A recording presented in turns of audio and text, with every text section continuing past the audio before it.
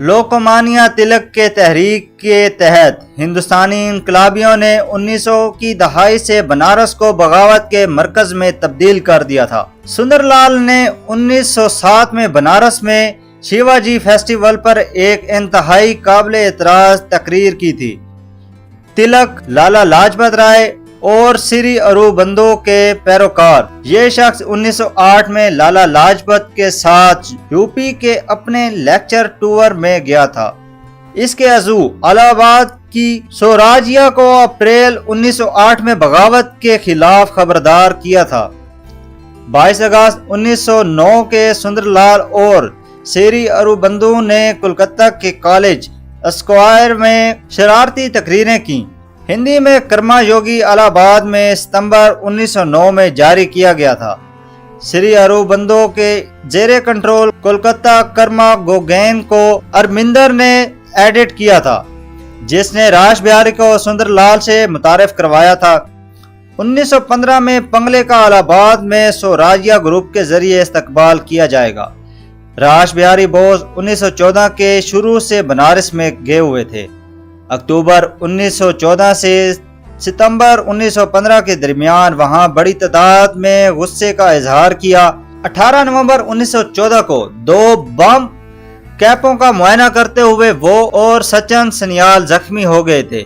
وہ بنگالی ٹولہ کے ایک گھر میں شفٹ ہو گئے، جہاں پنگلے نے جتن مکھرجی کا ایک خط لے کر ان سے ملاقات کی اور بتایا کہ غدر کے تقریباً 400 سکھ پہلے ہی کولکتہ پہنچ چکے ہیں۔ تقریباً 15,000 بغاوت میں شامل ہونے کے منتظر تھے۔ راش بہاری نے پنگلے اور سچن کو امرتسر بھیجا۔ مولا سنگھ سے بات چیت کرنے کے لیے جو شنگھائی سے آیا تھا۔ بہاری کے پر اعتماد آدمی پنگلے نے یوپی اور پنجاب میں کئی ہفتوں تک مصروف زندگی گزاری۔ 29 ستمبر 1914 کو کولکتہ کے قریب بڈیج میں کوما گاتا مارو جھگڑے کے دوران بابا گرو مکھ سنگھ نے جتن مکھرجی کے 2 نامور ساتھیوں اتل کرشن گھوش اور ستیش چکرورتی سے رابطہ کیا، جنہوں نے ان کی فعال مدد کی۔ تب سے امریکہ میں مقیم ہندوستانیوں سے ناراض خط ہندوستان پہنچ گئے تھے، جن میں جرمنی کی جیت کی امید ظاہر کی گئی تھی۔ مہاجر لیڈروں میں سے ایک نے خبردار کیا کہ ان کے ساتھی بنگال کی انقلابی پارٹی کے ساتھ رابطے میں ہیں۔ اسی موڑ پر دسمبر 1914 میں پنگلے پنجاب پہنچے، بنگالی بدقسمت ہجرت کرنے والوں سے تعاون کا وعدہ کیا۔ ایک اجلاس میں انقلاب، سرکاری خزانے کی لوٹ مار، ہندوستانی فوجیوں کو بہکانے، اسلحہ جمع کرنے اور بموں کی تیاری اور ڈاکوؤں کے کمیشن کا مطالبہ کیا گیا۔ راش بہاری نے بغاوت کے لیے گاؤں والوں کے گروہوں کو جمع کرنے کا منصوبہ بنایا۔ لاہور، فیروز پور اور راولپنڈی میں بیک وقت پھیلنے کا اہتمام کیا گیا تھا، جبکہ ڈھاکہ، بنارس اور جبل پور میں پھیلاؤ کو مزید بڑھایا جائے گا۔ پنگلے راش بہاری کی طرف سے جگنتر کے رہنماؤں کو بنارس میں ان سے ملنے کے لیے ان کے منصوبوں کو مربوط کرنے اور حتمی شکل دینے کی دعوت کے ساتھ کولکتہ واپس آئے۔ جتن مکھرجی، اتل کرشن، نارائن بھٹاچاریہ بنارس کے لیے روانہ ہوئے۔ ایک بہت اہم میٹنگ میں راش بہاری نے بغاوت کا اعلان کرتے ہوئے اعلان کیا، اپنے ملک کے لیے مرو۔ اگرچہ حوالدار منشا سنگھ کے ذریعے فورٹ ولیم میں 16ویں راجپوت رائفلز سے کامیابی کے ساتھ رابطہ کیا گیا تھا، لیکن جتن مکھرجی جرمن ہتھیاروں کی آمد کے ساتھ مطابقت رکھتے ہوئے فوج کی بغاوت کے لیے 2 ماہ کا وقت چاہتے تھے۔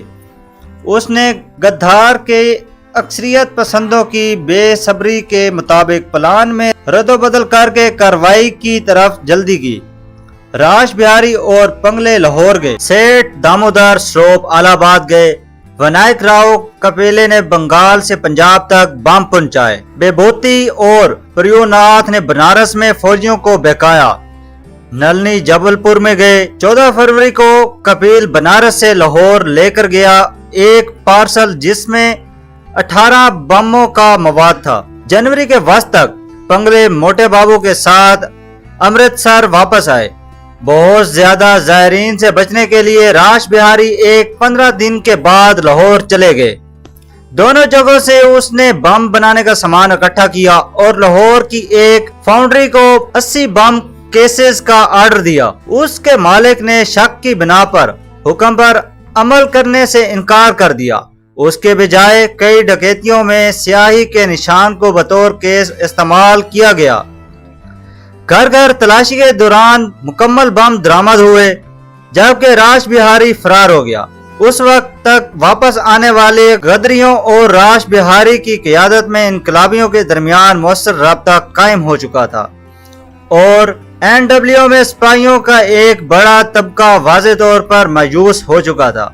ये तवक्का की जा रही थी कि जैसे ही सिग्नल मिलेगा वहां बगावतें होंगी और पंजाब से बंगाल तक अवाम उठ खड़े होंगे। लाहौर साजिश केस के 21 मुलजमान में से 48 बशमूल राश बिहारी के करीबी साथी जैसे पंगले, मित्रा सिंह और करतार सिंह सराबा हाल ही में शुमाली अमेरिका से आए थे। राश बिहारी बोस, सचिन सन्याल और करतार सिंह सराबा के साथ पंगले फरवरी 1915 में बगावत की कोशिश के अहम राबताकारों में से एक बन गए। राश बिहारी के तहत पंगले ने दिसंबर 1914 से इनकलाब के लिए शदीद प्रोपेगंडा शुरू कर दिया।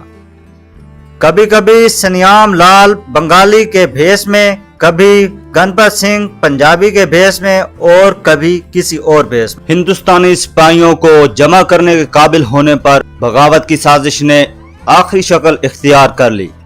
पंजाब में 23वीं कैवलरी ने 21 फरवरी को रोल कॉल के दौरान हथियारों को पकड़ना और अफसरान को कत्ल करना था।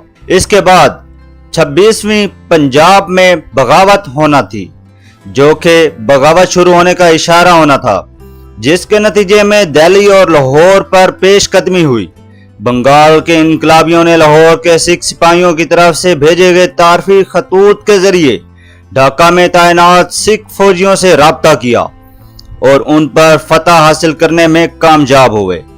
बंगाल को अगले दिन हावड़ा स्टेशन में दाखिल होने वाली पंजाब मेल को तलाश करना था।